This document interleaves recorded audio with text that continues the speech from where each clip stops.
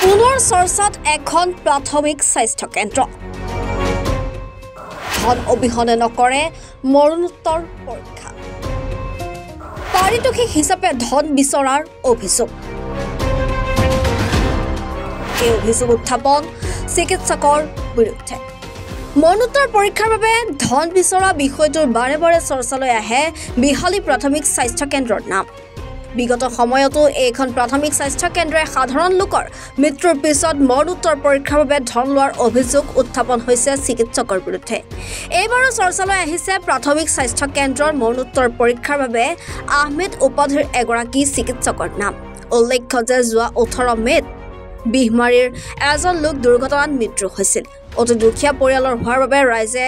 ধন তুলি কাম আগবঢ়াইছিল কিন্তু মৰণোত্তৰ পৰীক্ষাৰ বাবে বৰগাং আদৰ্শ চিকিৎসালয়ত কৰ্মৰত আহমেদ উপাধিৰ এগৰাকী চিকিৎসকে 4000 টকা বিচাৰে বহু কাকতি বিনতি কৰাৰ পিছত 2000 টকাত মান্তি হয় ৰাইজৰ অভিযোগ চিকিৎসকসকলক চৰকাৰে কোনো দৰমহা নিদিয়ে নেকি যাৰ বাবে এটা দুৰ্ভগীয়া দুখীয়া পৰিয়ালৰ লোক মৃত্যু হলেও ধন অবিহনে নকৰে মৰণোত্তৰ পৰীক্ষা ৰাজ্যৰ মুখ্যমন্ত্ৰী হিমন্ত বিশ্ব শৰ্মালৈ ৰাইজৰ আহ্বান এই গাঁও অঞ্চলৰ প্ৰাথমিক স্বাস্থ্য কেন্দ্ৰবোৰত চিকিৎসকে প্ৰমাণপত্ৰ মৰণোত্তৰ পৰীক্ষাৰ বাবদ যাতে কোনো ধৰণৰ ধন নিবিচাৰে হয় আমিও জানিব পাৰিছো যে বিহালী স্বাস্থ্য কেন্দ্ৰত যিসকল মানুহৰ মৃত্যু হয় মৰণোত্তৰ পৰীক্ষাৰ কাৰণে যি আহিবলগীয়া হয় ডাক্তৰে ইয়াৰ মৰণোত্তৰ পৰীক্ষাৰ বাবদ পইচা লোৱা আমি আগতেও শুনিছো আৰু দেখিছো আৰু সেইদিনা বিমাৰী যিজন ব্যক্তি মৃত্যু হ'ল সেই ব্যক্তিজন অতি দুখীয়া দৰিদ্ৰ সীমাৰেখাৰ তলত বসবাস কৰা লোক যেহেতু চিকিৎসা কৰি থকা অৱস্থাত মানুহৰ পৰা ধাৰ বান লগাই হ'লেও নিজৰ কাঁহী বাতি গৰু ছাগলী বেছি তেখেতে চিকিৎসা কৰাৰ বাবদো বচাব নোৱাৰিলে মৃত্যু হোৱাৰ পিছতো তেখেতসকলে পইচা দিবলগীয়া হ'ল কাৰণ কথা হ'ল কি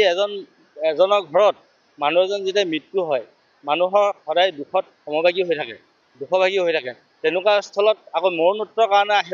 আহিব লগা হোৱাত তেখেতসকলে আকৌ পইচাৰ কাৰণে এটা প্ৰেছাৰ পাবলগীয়া হয় সেইটো কাৰণে অতি পৰিতাপৰ বিষয় গতিকে বিহালী স্বাস্থ্য কেন্দ্ৰত মৰণোত্তৰ পৰীক্ষাৰ কাৰণে আহি ডাক্তৰক যি পইচা 4000 টকা বিচাৰিছে বুলি আমি জানিব পাৰিছোঁ আৰু ৰাইজে 2 টকা এটকাকৈ তুলি তালি 2000 টকা কৰি দিছিল তাতে মান্তি হৈ 2000 টকা লৈ তেওঁ মৰণোত্তৰ পৰীক্ষাৰ কাৰণে তেখেতে মৰণোত্তৰ পৰীক্ষা কৰিলে অতি পৰিতাপৰ বিষয় যে বিহালী প্ৰাথমিক স্বাস্থ্য কেন্দ্ৰ ডাক্তৰসকলে চৰকাৰী দৰমহা নাপায় নেকি দুখীয়া ৰাইজৰ পৰা যে এনেকৈ শোষণ কৰে গতিকে চৰকাৰী এখন হস্পিটেলত যদি দুখীয়া ৰাইজে মৰণোত্তৰ পৰীক্ষা কৰিবলৈ আহোঁতেও যদি পইচা দিবলগীয়া হয় ইয়াতকৈ পৰিতাপৰ বিষয় একো নাই মই মাননীয় মুখ্যমন্ত্ৰী মহোদয়ক অনুৰোধ কৰিছোঁ যাতে যিসকল চৰকাৰী ডাক্তৰ চৰকাৰী হস্পিটেলত দুখীয়া ৰাইজৰ মৰণোত্তৰ পৰীক্ষাৰ কাৰণে আহি পইচা দিবলগীয়া হয় ইয়াৰ ওপৰত কঠোৰ পদক্ষেপ ল'ব লাগে আৰু যিসকল দুখীয়া লোকে মৰণোত্তৰ পৰীক্ষাৰ কাৰণে আহে আৰু চুইপাৰক পইচা দিবলগীয়া হয় যাতে বিহালী স্বাস্থ্য কেন্দ্ৰত এজন চুইপাৰ দিব লাগে চৰকাৰীকৰণৰ ব্যৱস্থা কৰি দিব লাগে বুলি মই অনুভৱ কৰিছোঁ আৰু অসম চৰকাৰলৈ মই আহ্বান জনাইছোঁ বিহালী খণ্ড প্ৰাথমিক স্বাস্থ্য কেন্দ্ৰটো গাঁৱলীয়া অঞ্চলত অৱস্থিত আৰু হাৱাজানৰ পৰা চতিয়ালৈকে যিসকল মানুহ দুৰ্ঘটনাগ্ৰস্ত হয় অথবা আত্মহত্যা কৰে বা অন্য কিবা কাৰণত মৃত্যু হয় তেনে ক্ষেত্ৰত মৰণোত্তৰ পৰীক্ষাৰ কাৰণে ইয়াতে লৈ অহা হয় কিন্তু ইয়াত এজন স্থায়ী চুইপাৰ নথকাৰ কাৰণে বিভিন্ন সময়ত চুইপাৰেও টকা দাবী কৰে আৰু বিহালী প্ৰাথমিক স্বাস্থ্য কেন্দ্ৰত চিকিৎসকৰ অভাৱ এজন চিকিৎসক আছে তেওঁ মৰণোত্তৰ পৰীক্ষা নকৰে ইয়াত স্থায়ী চিকিৎসক নোহোৱাৰ কাৰণে বেলেগ হস্পিটেলৰ পৰা চিকিৎসা কৰে